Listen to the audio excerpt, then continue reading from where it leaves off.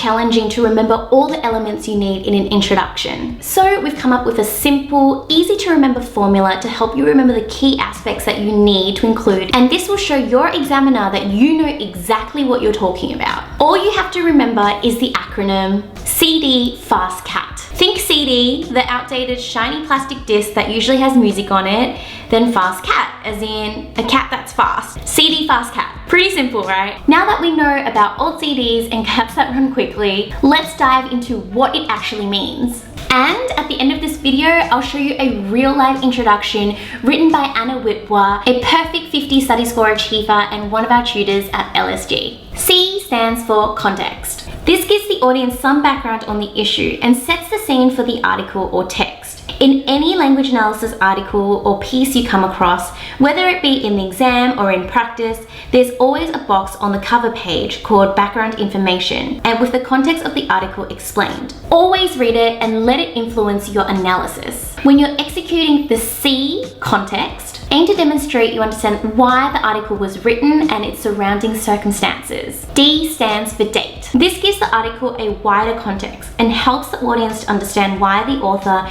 may have a certain viewpoint. If an article was written in 1980, it would have a much different meaning to one written in 2020. So ensure you can acknowledge the time that the article was written in your introduction. F is for form. Form can include anything from speeches, blogs, letters to the editor,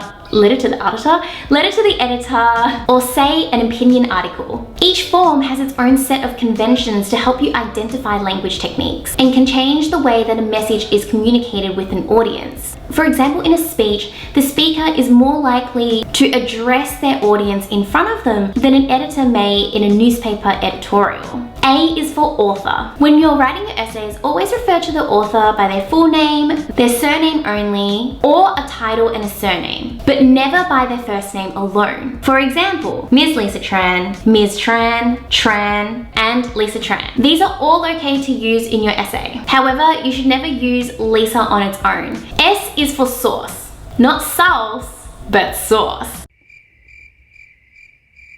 The source of the text can influence your understanding of the audience. For example, a blog post about gardening versus one about finances are probably going to have very different audiences with very different interests. As such, the authors of these texts are going to write in pretty different ways. For example, the person writing the gardening blog may be more interested in more informative ways of delivering information. For example, writing how-to guides on how to plant a lemon tree, whereas a person writing a finance blog might write in a more analytical type of way because the things that they're reporting on are mainly to do with numbers. Of course, I'm generalizing here and this is just an example. T stands for title. Including the title in the introduction is important to properly introduce the article. Remember to analyze any techniques that you can see in the title within the body of your essay later on. C is for contention. Identifying the contention can be one of the most challenging aspects of language analysis, but it's probably the most important aspect to include in your introduction. If you don't express what the author is arguing, then you're probably going to be less likely to be able to convince your examiner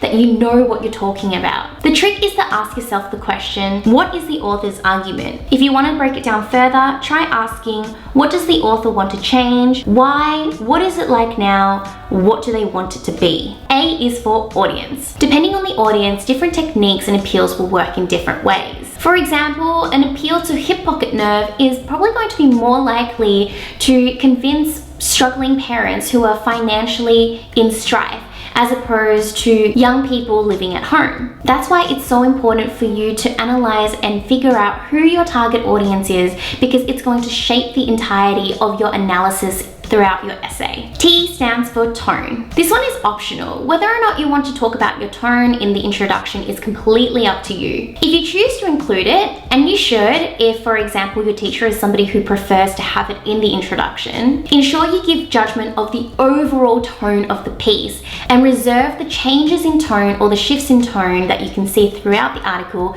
for your body paragraphs. Because you can analyze shifts in tone in a lot of detail, don't waste it in your introduction. introduction. The tone in your introduction is really just you putting it out there and letting your examiner know that you understand that there's a tone, but because the introduction is not a place for you to analyze things, it'd be a waste of opportunity. And lastly, P is for picture. Often articles will include some sort of graphic. Since your introduction is designed to give your assessor an indication of what arguments are to come, what elements you'll be discussing, you want to ensure that you include the visual in your introduction. It's also a great way to tell your assessor that you haven't missed this giant visual component that's connected to the article. Now, I want to assure you that you don't have to include every single acronym in the CD FastCat. However, title, author, source, date, form, and contention are usually the ones that all schools encourage. Above all, I'd recommend you listening to your teacher and their requirements of you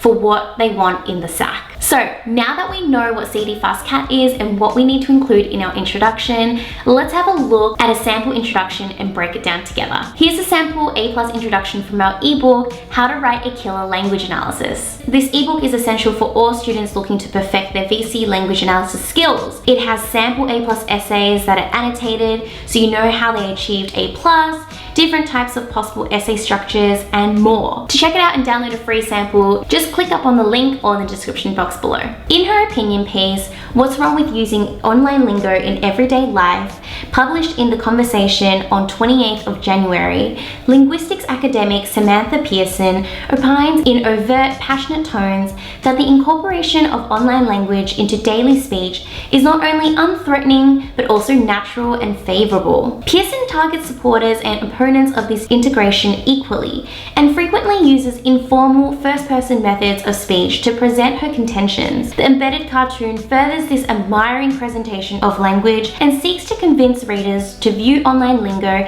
as the most recent and best developed form of English instead of other historical versions. Now notice how within only the first 2 sentences, we've knocked 8 out of a possible 10 elements out of the way in one fell swoop. I really need to stress that these elements shouldn't take up the entirety of your introduction. They serve as a guide for your first 1 or 2 sentences so you can set yourself up for success for the remainder of your essay. Remember, you don't have to add in all components of the CD FastCat acronym. It's up to the discretion of you and your teachers. And that's it. If you're looking for more demonstration of the language analysis essay writing process, I recommend you check out my Analyze With Me series. So far, I've broken down 2 language analysis essays in detail, so you can see what an A+ analysis looks like from start to finish. I hope you guys enjoyed this video, and I'll see you next time.